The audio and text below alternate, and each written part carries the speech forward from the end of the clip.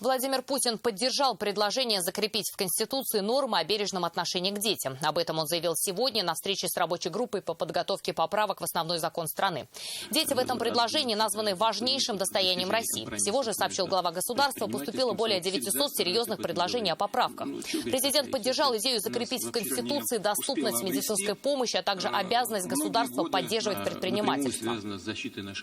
Закрепление в основном законе роли предпринимательства и обязанности государства содействовать развитию предпринимательства и частной инициативы уместно и востребовано. Полностью с вами согласен. Спасибо. И сегодня на встрече Владимиру Путину задал вопрос Фарид Мухаммедшин. Спикер татарстанского парламента спросил президента, как будет закреплено право народов страны на изучение родных языков.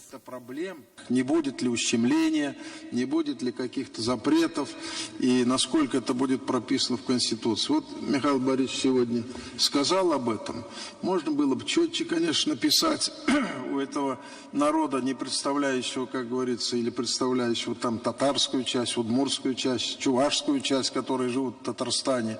Будет ли возможность изучать свой язык отца, матери, дедов, прадедов, сохранить его в конце-то концов. Это их беспокоит. Чрезвычайно важная вещь — языковое многообразие для России, для многоконфессиональной и многонациональной страны. Я много раз говорил об этом, много раз говорил о том, что наша сила в том, что мы такие разные.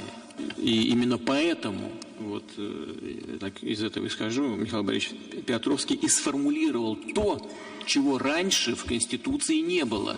И что чрезвычайно важно для такой страны, как наша. Я хочу это прочитать. Государство гарантирует сохранение этнокультурного и языкового многообразия